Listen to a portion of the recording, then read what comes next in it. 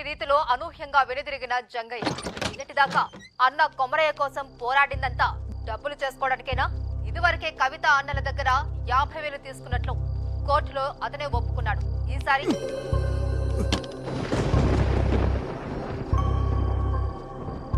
అన్నం చంపినోడు వదిలిపెట్ట నీకు శాతం అవుతుంది కానీ కంచె మిడిచిపెట్ట నీకు శాత కాదు.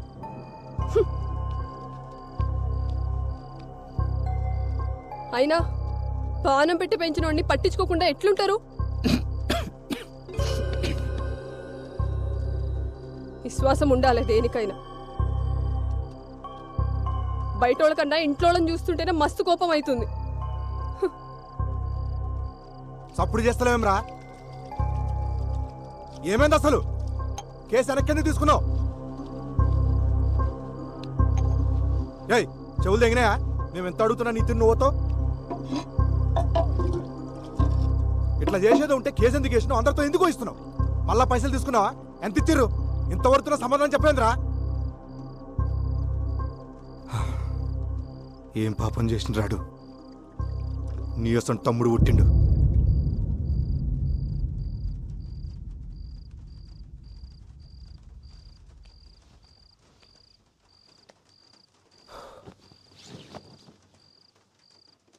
అంతా అన్నే చేసిండు.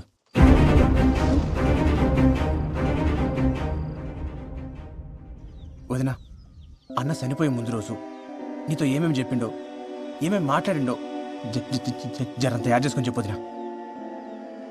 వదినా, నీకు యాదుకున్నంత వరకు ప్రతి చిన్న విషయం చెప్పు, ప్రతిదీ.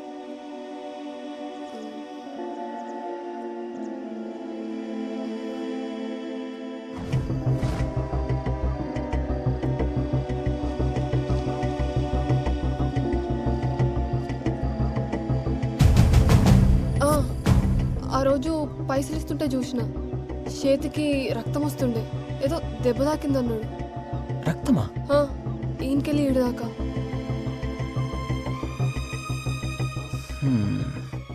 రక్తం వచ్చుడేంది?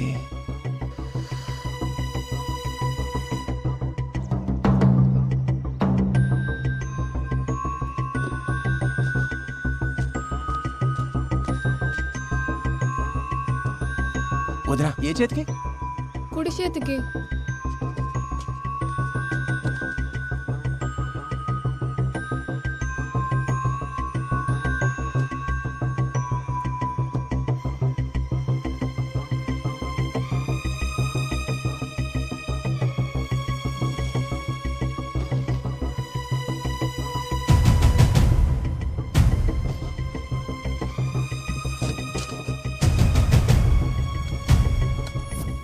ఓకే మేడం, సాయంత్రికలు రెడీ అయిపోతాయి, నేను చూసుకుంటాను. రే ఏడకెళ్ళి తెచ్చినవరా? దూడ రక్తం ఇది. సరే మళ్ళా కలుస్తా. సార్ సార్ వస్తున్నా సార్. దూడ రక్తమా?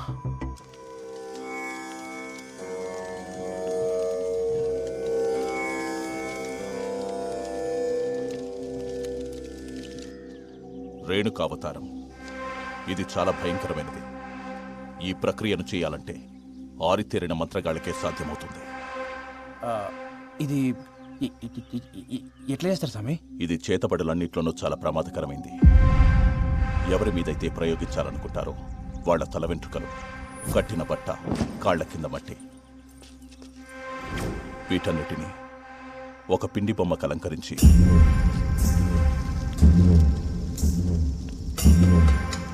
అప్పుడే పుట్టిన పసికందు బొడ్డుపేగుతో పాటు ఒక ప్రాణి కలేపరాన్ని మట్టిలో కలిపేస్తారు.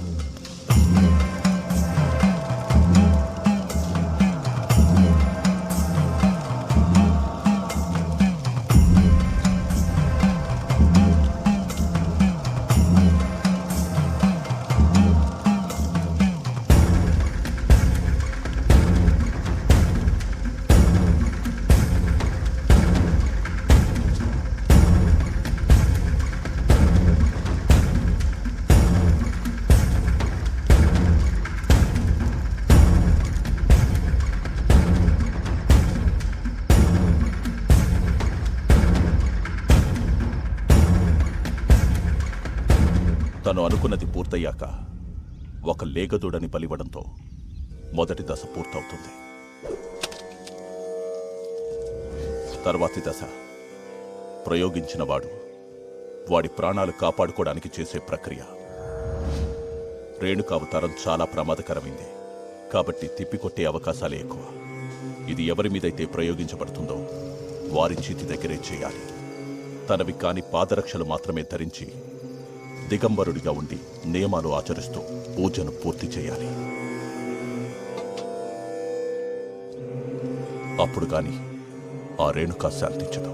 అసలు ఇట్లా చేతపడి చేసే వాళ్ళకి నియమాలుంటాయా? చాలా నియమాలున్నాయి. ప్రతి గురువారం 108 బిందెలతో తలస్నానం చేయాలి. ఇంటి గుమ్మానికి ఎప్పుడూ నిమ్మకాయలుండాలి. రంగు మారిన నిమ్మకాయలు అనర్థానికి సంకేతం. మంచానికి అడ్డంగా పడుకోకూడదు. చేతపడి సమయంలో పూజ పూర్తయ్యే వరకు సంభోగించకూడదు. ఇవాళ ప్యాన్ చూస్తుండే నేను పండుకుంటాను.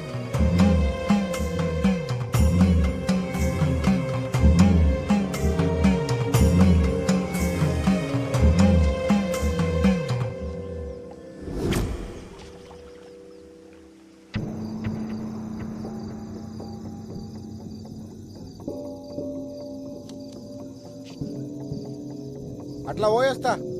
గట్లనే బావా.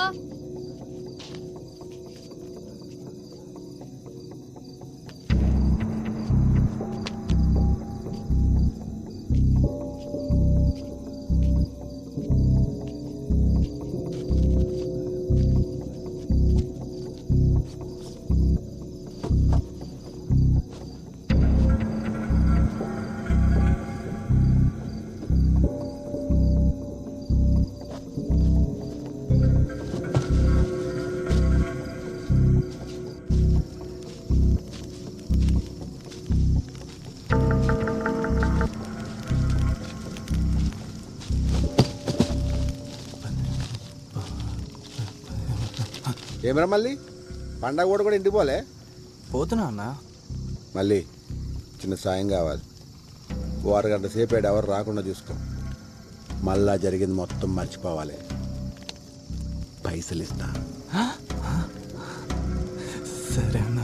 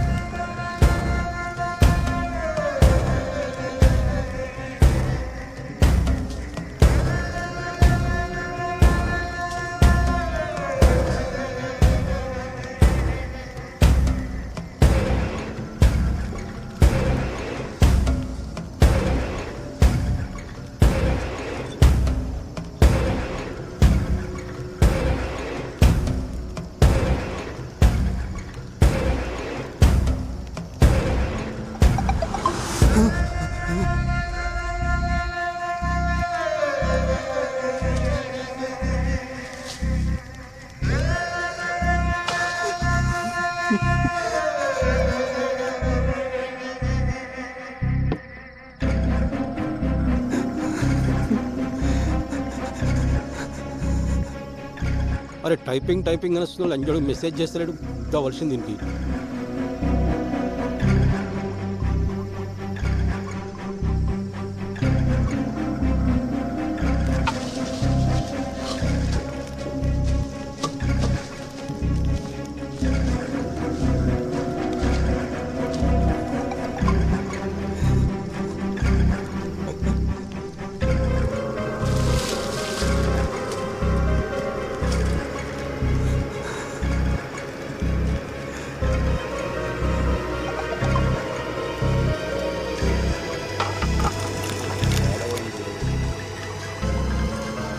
రే మల్లిగా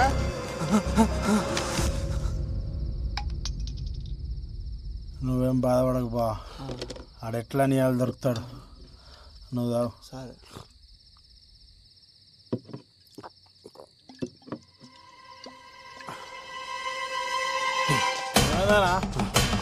ఏడిపోతున్నావు రాదు వస్తున్నా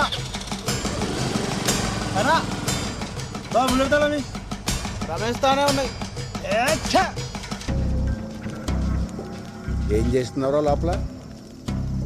నా దిడిచిపెట్టు నువ్వేం చేసినావే? ఇంకా అడగొద్దనే నీకు పైసలు ఇచ్చేది. పాపమన్నా మంచి అమ్మాయి. దేవుడు అంతేరా, అప్పుడప్పుడు మంచి మంచి వాళ్ళనే అగ్గుబడిరా. మల్లిగా పట్టుకోవాలి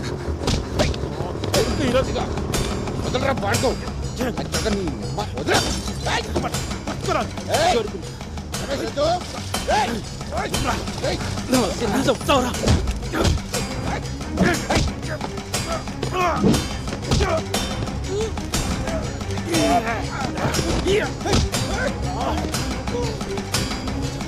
మల్లిగా నీకురా మల్లిగా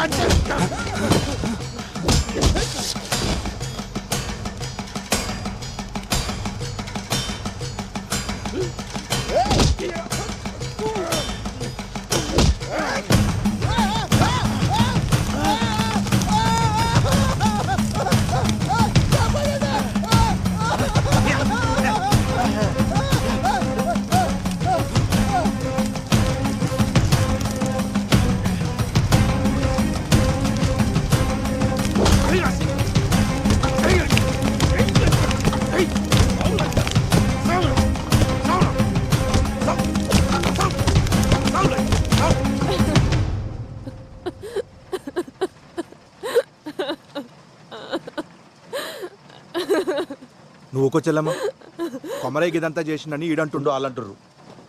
రేయ్, నువ్వేం చూసి నమ్మినావు, ఎవరు చెప్తే నమ్మినావు నాకు తెలియదు. నేను నమ్మా కానీ నేలు సంది చూస్తున్నా. ఆడెంత మంచోడో నాకు తెలుసు. మీకు తెలిసిన కొమరయ్య గురించి మీరు మాట్లాడిర్రు. మీకు తెలియని కొమరయ్య గురించి నేను చెప్తా. ఆ రోజు అన్న చనిపోయిందన్న బాధ కన్నా అన్న సావుని ఎవరు పట్టించుకోలేదే అని నాకెక్కువ బాధేసింది. అసలు అన్న ఎట్లా చనిపోయిందన్న ప్రశ్న నన్ను సానా వెంటాడింది.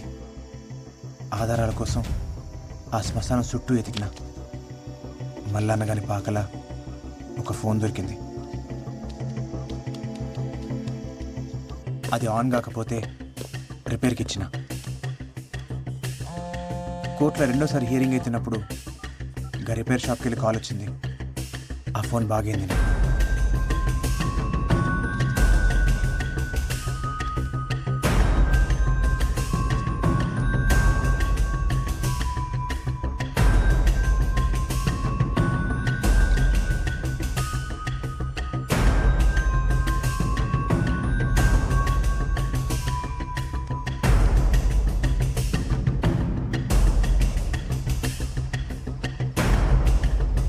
భజ్జ ఏముంది అందులో?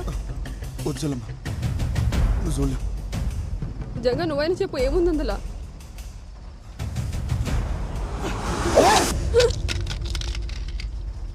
పిచ్చి తగ్గింది లంచోడికి. ఏం నచ్చింది ఇవన్నీ? అసలు ఆనికి ఈ పిల్లకి సంబంధం ఏందిరా? చిన్నప్పుడు అన్న మాతో లేడు, మా పెద్దనాన్న తాను పెరిగిండు. 15 ఏళ్ల క్రితం ఒక అర్ధరాత్రి లోపలికి